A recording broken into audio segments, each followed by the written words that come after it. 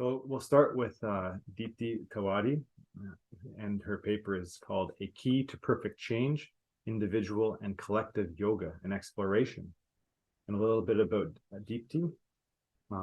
She discovered Sri Aurobindo while yet a teenager.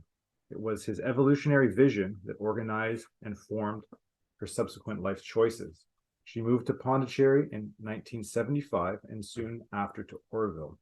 After a decade in various Auroville activities, including organizing national and international seminars, she started teaching at La School, the oldest free progress Auroville school for teens and young adults. She has represented Auroville, speaking for Sri Aurobindo's philosophy, in seminars and conferences, both in India and abroad. She edits the Bharat Nivas journal, Bhavashishite. For many years, she edited the Matrimandir journals. She offers exploratory sessions based on Sri Aurobindo's evolutionary worldview on poetry, literature, culture studies, education, and yoga. Welcome, Deepti. Namaskar. It's morning here. We can hear the birds with their morning song, but it's evening for you all. I'm glad I can see you because otherwise speaking into a computer is difficult. Well, you know, when one introduces oneself like this, it never quite feels right because in the end, on this path, you're always just a beginner.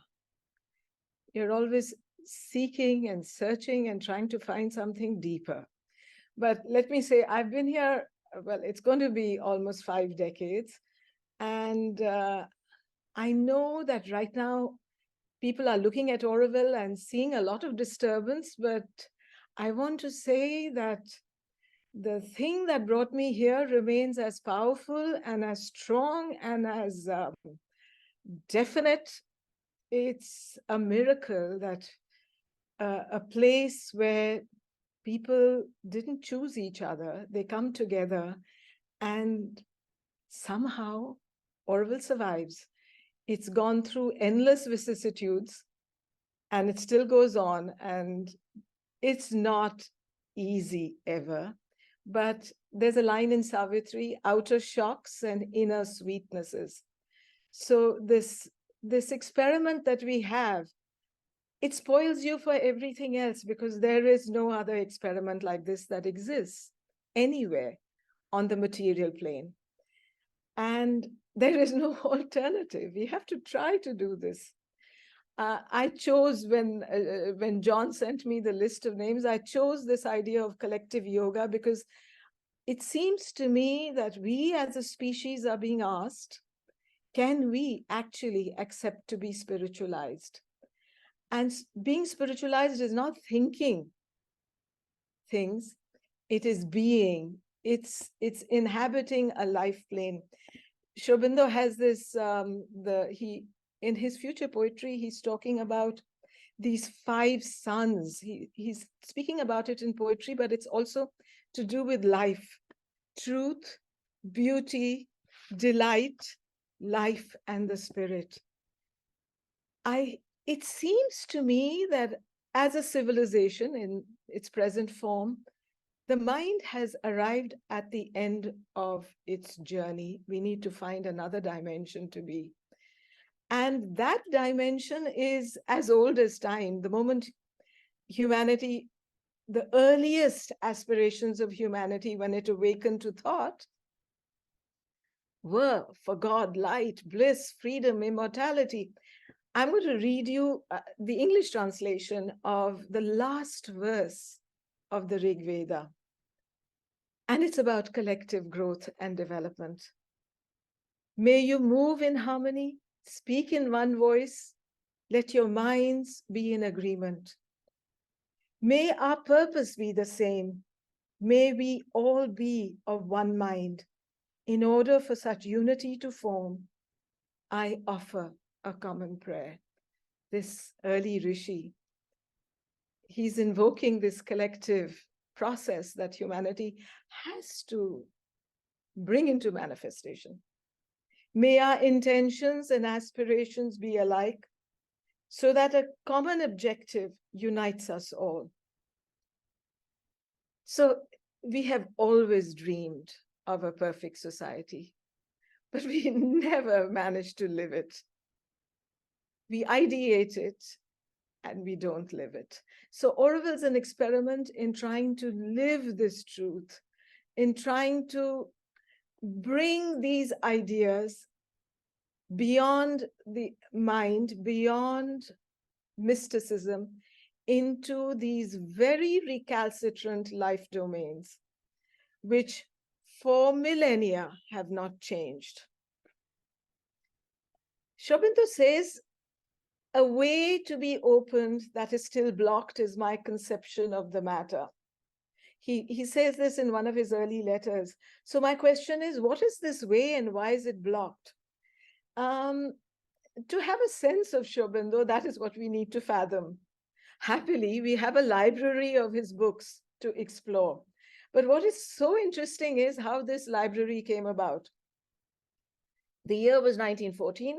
The Great War was just about to precipitate into manifestation, and it would devour all the youth of that time. And in the seeming somnolence of Pondicherry, a spiritual journal, which was called the Arya, was announced. And quite unexpectedly, because the war was declared, Aurobindo found himself solely responsible. He had a journal to create, and he describes this moment in a letter which he writes in the 30s to one of his disciples. His letters are just wonderful because they're full of humor, and you hear this laughter, for me, a Godhead that does not know how to laugh is not an interesting Godhead. And in Aurobindo, you encounter this delightful humor. So here he's speaking to, I think it's Nirod, his disciple. So he's saying, and philosophy, let me tell you in confidence that I never, never, never was a philosopher. He says it 3 times. I never was a philosopher, although I have written philosophy, which is another story altogether.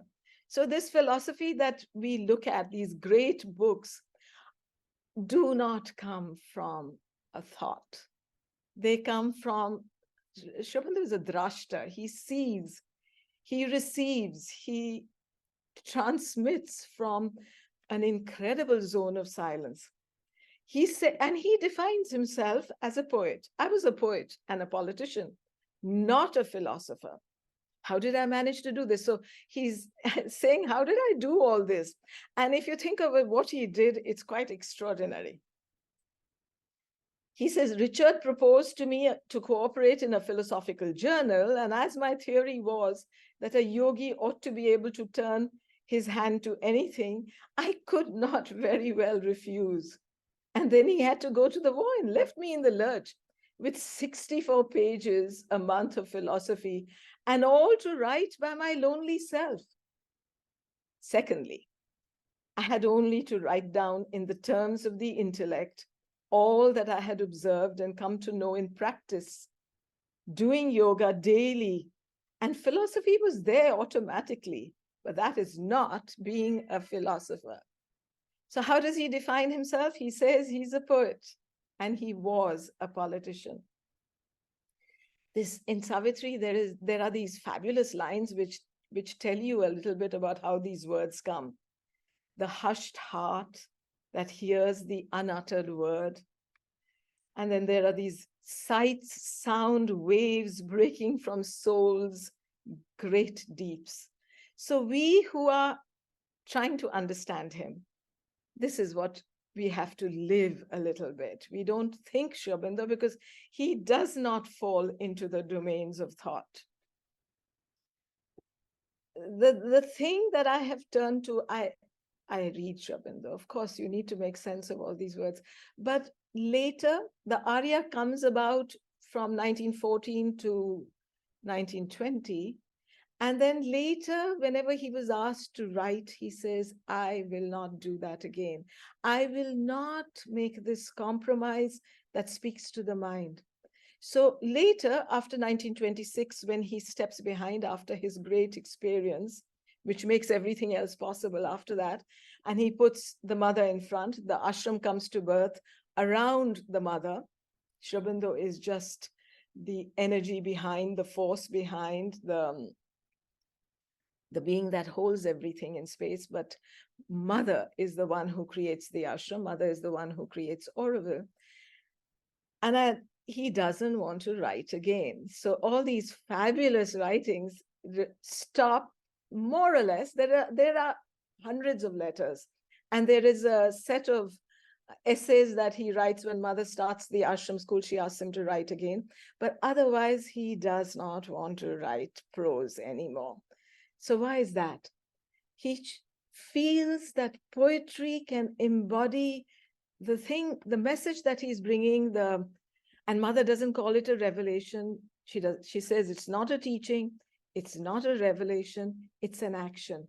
So the action that he wants to bring about on earth is much more easily embodied in poetic form. Perhaps the language of the future is going to embody, when we inhabit these domains that we are trying to understand, trying to live, it'll come out more in a poetic expression. So I want to focus a little bit on his poetic expression. The key that I was speaking about in my title, there is a line, or we may find when all the rest has failed, hid in ourselves the key of perfect change. So what is this we have to find in ourselves? Sri Aurobindo offers a shortcut, which up to Sri Aurobindo, no one has ever spoken about. Indian philosophy, which is the richest, the profoundest, the deepest, the pathways have always been extraterrestrial. The solutions have always been a sort of abandoning of life. The Upanishad speaks about the source of the world being delight, but it is more in esoteric, intuitive, mantric form, and it is not understandable for a reasoning intellect. Sri Aurobindo has formulated for us in the most powerful terms this being that inhabits our consciousness, that is the true self that we are. The Gita talks about the self which is the enemy of the self and the self which is the friend of the self. Actually, to find the self, you do not need Sri Aurobindo's yoga. You can find the self through any of the systems, through any religion, if you live it truly, live it, not think it, or through any of the systems that have been offered to the world. But the self that Sri Aurobindo and Mother are focusing upon is the self that's evolved from the Venetians, from the evolutionary process which gave birth to this world. So there is another word in Savitri, where he says the key is hid and by the inconscient kept. It's in the inconscient. So Sri Aurobindo's yoga is going downwards.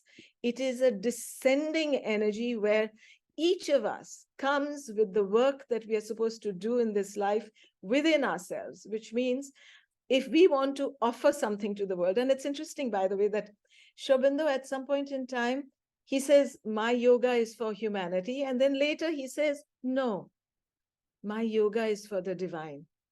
So what does this mean? A yoga for humanity and a yoga for the divine. His purpose, his intention is solely to transform the earth consciousness so that material manifestation can manifest the life divine. And all his work, all his action, all Mother's actions are oriented towards turning this earthly life into a life divine. But we beings are much more easily connected to the darkness than we are to the light. It is not easy to bring about this change, but what is so good and so interesting is that we don't have to do it ourselves. This is a yoga of self-giving, of surrender. Sri Aurobindo and Mother have no illusions about the present human consciousness. We, in our present consciousness, inhabit these incredibly difficult, impossible dualities. All our actions springs from desire. Our sense of ego, which is a veil that veils us from our true self, our true person, which is what Aurobindo calls the psychic being. He takes this word from the Greek, from its Greek origins, but he translates it into Sanskrit as Chaitya Purusha, conscious being, conscious person. We are not the mind, we are not the life, we are not the body, we are a soul person, a divine spiritual person experiencing life in the body. Now, if you can hold that, if you can allow that to orient every single action that you do, then somehow you're going to be in the right space to live in this incredibly difficult world, because we are living in a world which is dying. This is a civilization which is dying. But there's another one coming to birth. And the inevitability of that birth has been brought about by some of the actions that Aurobindo and Mother have taken, particularly this action that took place in 1956,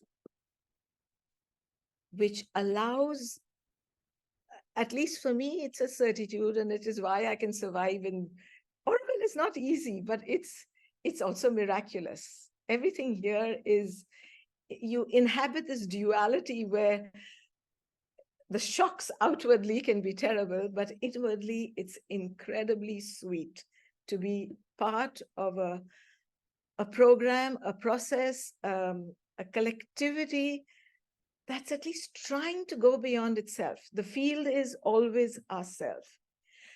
The number of times Aurobindo in Savitri speaks about the game of games. So it's a little bit, when you're part of, when you're a little ball being tossed around in this game, it's not fun. But the whole idea is that to recognize that there is a sort of a play, and outwardly that play is terribly painful, but inwardly it's a process that we have to live through with joy and with delight. Mother keeps telling everyone around her, be cheerful. Be in a state of well-being. This yoga cannot be done if you are not in an absolute state of equality. Many of the traditional yogas, which are wonderful, like the Vaishnava yoga, the one that invokes Krishna. The thing is, when you grow up in India, you can look at all these fabulous processes that are offered and delight in all of them. But the Vaishnavite idea is to always see manifestation as a leela of Krishna. But their solution is also otherworldly. It's not a material change and a manifestation.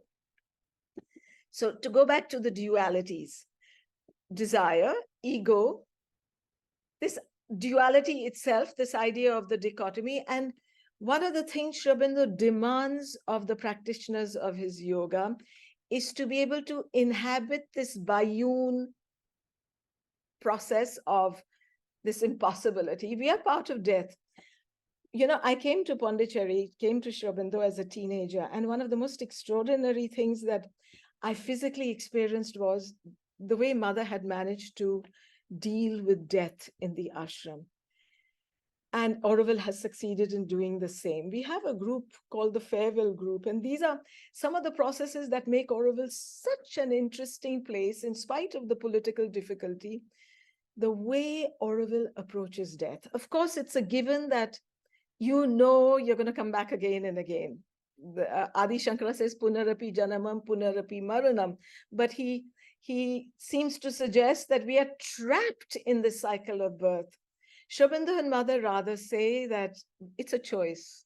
It's an adventure of consciousness and joy. And our souls have dived into this process by conscious choice, and they are here to bring about a change in matter that would fundamentally change the substance of matter.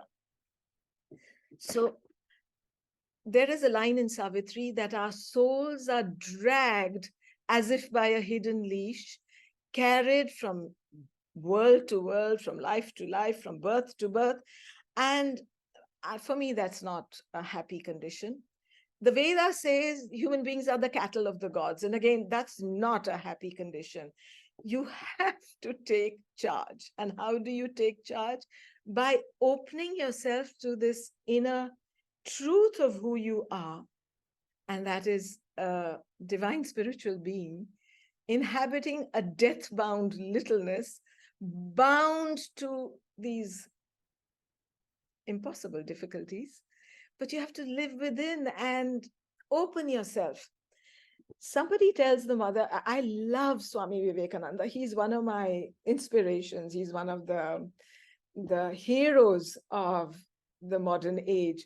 And someone tells the mother, you know, it would have been so much better for you if you had disciples like Swami Vivekananda. We are so not good enough. And she says, on the contrary, sometimes when you have realized, I don't think she's meaning Swami Vivekananda, because Swami Vivekananda has a special connection to Sri Aurobindo, and Sri Ramakrishna and Swami Vivekananda are on the same line. They represent the same line of force that Mother and Sri Aurobindo represent. They just are a step before. She says that don't be in a hurry not to be children. Be young, be open. There is so much more in this kind of childlike look of wonder at the world. So what does this yoga need? Mostly a sense of wonder. What a beautiful world we live in, and a sense of progress, that the field of work is myself. I need to change. I need to develop another type of consciousness. Auroville is a center. It's not the only center on earth, but it's a center of accelerated evolution. In fact, Mother remarks that the reason why she's talked about a town or a city is because it creates a critical mass. We need a collectivity. We need enough people who are in this aspiration towards great change to create a kind of a critical mass. But she says, when the town is built, it will be its capacity for truth that makes it different. Right now, what we are aiming for is a fraternity of collaboration. It's a field of experience. It's a field of research and experimentation to find a higher, truer, better life. Sri Aurobindo and Mother has a conversation where she says the consciousness is like a ladder, and at each stage, something new has been added. The step which Sri Aurobindo added, he called the supramental, the supermind, and that allows you to retain your body. In the Veda, there are verses, they saw the supermind. They talked of it as the sun, but they said there's a kind of a golden lid that separates that world from this one. And the idea was that if you touch that, and there were rishis who touched that, in the end, if you wanted to inhabit that world, you had to abandon a body. You could not retain the body. But now the step that Sri Aurobindo has added allows, if you can grow in that state of consciousness, we are very far as a species from that, but if we could grow towards that, then we could inhabit in a physical body that plane of consciousness, which is a plane of oneness, of unity. All this division that we inhabit would disappear. And for me, that consummation is worth doing everything for. Sri Aurobindo anticipates failures. He says there will be numerous failures. Well, what's wrong with a failure? It teaches you what you don't need to do. So Auroville, it's gone along growing. In spite of us Aurovillians, in spite of the external circumstances, the fact that Auroville is alive after more than 50 years is extraordinary. Sri Aurobindo says in Savitri again, almighty powers are shut in nature's cells. So even science, even spirituality Mother keeps saying that you can only know if you know with the body. So what we are being asked to do is something profound and deep, which has never been done before. I think my time is running out, right? Yes, if you could wrap up in Okay. a couple of minutes, that'd be wonderful. Yes. So I want to end with this wonderful thing Sri Aurobindo says in Thoughts and Glimpses. He's talking about delight. Delight is the secret. Learn of pure delight, and thou shalt learn of God. What then was the commencement of the whole matter? Existence that multiplied itself for the sheer delight of being and plunged into numberless trillions of forms so that it might find itself innumerably. When it finds itself, it retains these trillions of forms, but they all live in that identity. And what is the middle? Division that strives towards a multiple unity, ignorance that labors towards a flood of varied light, pain that travels towards the touch of an unimaginable ecstasy. For all these things are dark figures and perverse vibrations. Both Sri Aurobindo and Mother suggest that this perversity that we live in is almost accidental. Again, it's a very puzzling thing which one has to experience rather than think. You can't think this. And what is the end of the whole matter? As if honey could taste itself and all its drops together, and all its drops could taste each other and each the whole honeycomb as itself. So should the end be with God and the soul of man and the universe. So that's the consummation we are all part of. Devashish, I did write a paper, but then I felt that I wanted to be just like a child of mother and do this kind of talking, which is extempore and any which way. I hope it worked. But my invocation is that we create this collectivity that transcends time and space and makes the work that Sri Aurobindo have and Mother have done manifest in our lifetimes, in this moment, in this terribly messed up world. Namaskar. Thank you so much.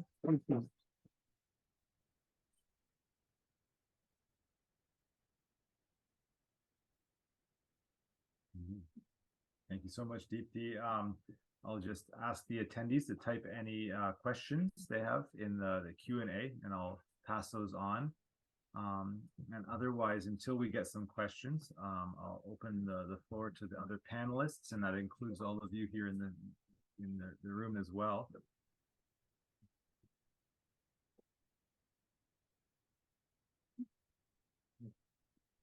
So, Michelle.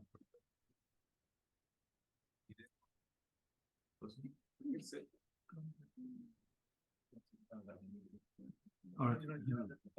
Okay. Thank you so much. Very nice to see you again. I want to ask if you could share with us about the power of poetry, the power that poetry has of hope. Oh, the power that poetry had in your life in terms of transformation. I was 16 when I came to the ashram and I sat at Mother's feet. Luckily, the family got a special darshan because of who my father was. But until then, I was this skeptical, westernized, educated in the British system of education. And then she just turned me inside out. So what I carried away with me then was Savitri. And Savitri, in those days, I remember the first few years, I was reading the Book of Death and these incredible debates that Savitri is having. My God is love and sweetly suffers all. Earth is the place of it's fabulous, those lines. I have Savitri right here. And I'm going to read you those lines. And every time I read them, my hair kind of stands on end. It's totally horripilated. Earth is the chosen place of mightiest souls. Earth is the heroic spirit's battlefield, the forge where the archmason shapes his works. Thy servitudes on earth are greater, King, than all the glorious liberties of heaven. Then a little later, she's speaking to the supreme. This is after she's vanquished death. In me, the spirit of immortal love stretches its arms out to embrace mankind. Too far thy heavens for me from suffering men. Imperfect is the joy not shared by all. Oh, to spread forth, oh, to encircle and seize. More hearts till love in us has filled the world. This kind of, wow, can one live such a life? Can one embody these truths? Of course, we live in this tiny, little, egoistic, narrow, limited consciousness, and you cannot think these things. You have to live them. And she says, my God is love and sweetly suffers all. So whenever the world comes at you, and it can come at you, it can be the ugliest experiences that you inhabit, your response should be one of love. And this is what Savitri taught me. And I would rather aspire to be one of those mightiest souls that can live on earth and embody this deepest truth. And I love his words. His language is pristine. It's perfect. But Savitri puts you into another dimension. It's mantric, it's powerful. I wish the world would discover Savitri. Every time I'm in trouble with Aurobindo, and it happens very often, I go to Savitri. She gives me the answers.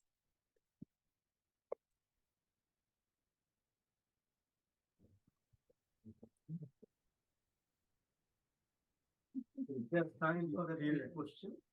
Yes, Let Peter ask his question, and then we'll take your question. yes, hello, Deepti. My question is, I can tell, you have such devotion and love for the poetry of Sri Aurobindo. And then, in Auroville, there's also people who are appropriating Sri Aurobindo and the Mother for their own purposes. And then there's also people who are more or less ignorant of Sri Aurobindo and the Mother's philosophy, all kind of in the same stew of Auroville, trying to get through this difficult time. And so how do those kind of three groups, those who are sort of dedicated and steeped in Sri Aurobindo and ignorant of and appropriating, how does that all going to like fit together to in the unfolding of Auroville? Mother says that, and she says this quite early on in relation to the ashram, she says that when Sri Aurobindo and she went down, because they chose at some point to go into the inconscient, because that's where the dark roots of the present manifestation exist, and their yoga can work if we can go down into the inconscient and change our little bit of contribution, bring in a little bit of light. It's a terrestrial problem. It's not a universal problem.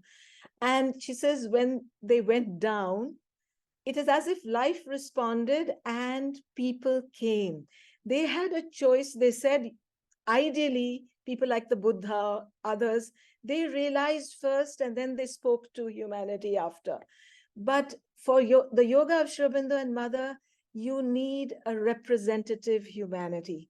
So whoever is in Auroville, I don't think the government has the right to decide who is in Auroville or who is not, but there is a kind of a representative group.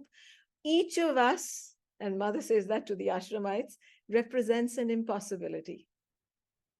And in that impossibility, there's a possibility for change. So I agree that I think Auroville and the pressure, the time, circumstance, and the pressure that's being put on Auroville, people should study Sri Aurobindo more, people should discover Mother and Sri Aurobindo more, but you cannot impose it. And that's the base condition she created for Auroville, freedom for self-finding. So those who came here, whatever their souls have chosen, that soul choice has to come out and manifest in the outer nature. And you cannot do that with devices. You cannot impose that. You cannot force that. Mother wished that we could create a generation of youth that would grow up in contact with that. To some extent, I would say it works. There are so many young people in Auroville who dazzle me. So I think it's a question of the eye that sees. I see so many beautiful people. I associate with so many aspiring people. I don't see, or I don't associate with those who don't seem to be much concerned with the deeper truth. But they are there to make us progress. So it's very good. It forces us to grow. So things are as they are. I don't wish to tell the divine how to change that. We have been given a world to work upon. And it's serving a purpose, some sort of a purpose. I don't know if I answered your question, but I'm trying to say that it's a collectivity that has to do a work upon itself. And in doing this work upon itself, it's contributing something. Thanks, Deepti. We have a question from Ananta. Thank you, Deepti, with my heart. And among many deep, experiences you shared is about dying. And you refer to the farewell group. You may elaborate a bit. But along that line, what is the art of dying as we live? And, some thoughts from you and Sri Aurobindo and the mother, but also it may be linked to mother's prayer, make us of hero warriors. Therefore, the connection between art of dying and being a hero and, warrior. And then, so your reflection on that, please. I have had the grace to be present at the moment of transition of a soul from a material body into another dimension. From the first year that I was in Auroville. Also, when I first came and I was staying in the ashram, I visited a few people who had left their body, and it was like a darshan. The music was playing, the people were in a kind of the body looked beautiful. It was truly a moment of meditation. Mother managed to create a silence and a quietude, none of the drama of, oh my God. Now, it's true that when you're emotionally attached to a person, there is a little bit of pain. But in Auroville, I guess it's something to be experienced. I can't describe it to you, but we have, people can choose to be buried or cremated. Many Aurovillians choose to be cremated. And we have Aurovillians themselves that create the sort of oven where the body is burnt. It's done in a moment of tremendous silence. We have a farewell room where if someone has left their body, they can be kept there, and all the Aurovillians visit, those who want to, for a last darshan, for an appreciation and respect for the body, because this is a yoga that values the body tremendously. The first thing to be removed from death is the drama. Now, that is possible if you recognize that this is not one life. A soul has lived 1,000 lives, and you're just switching into another dimension.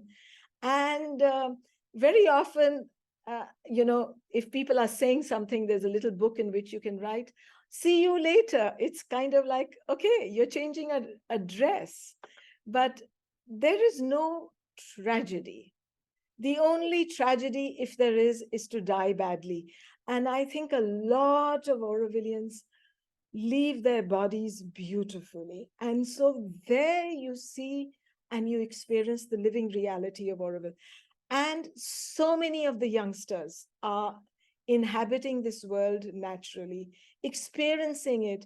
It's part, in Auroville, children grew up with a kind of an international understanding. They're surrounded by 50 nationalities. They are surrounded by a kind of a language soup.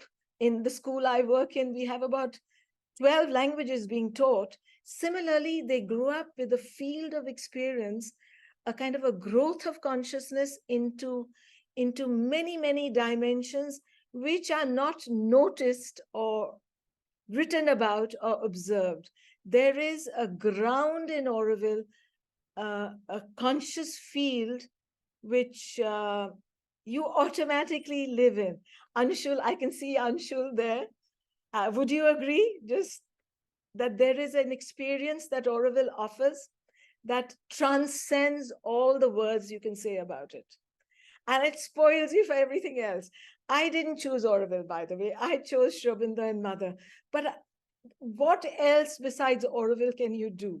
Because Aurobindo has been, I hope it continues to remain, a field of experience, a field of growth of consciousness. And I encounter everybody doing that in their own way, good, bad, indifferent.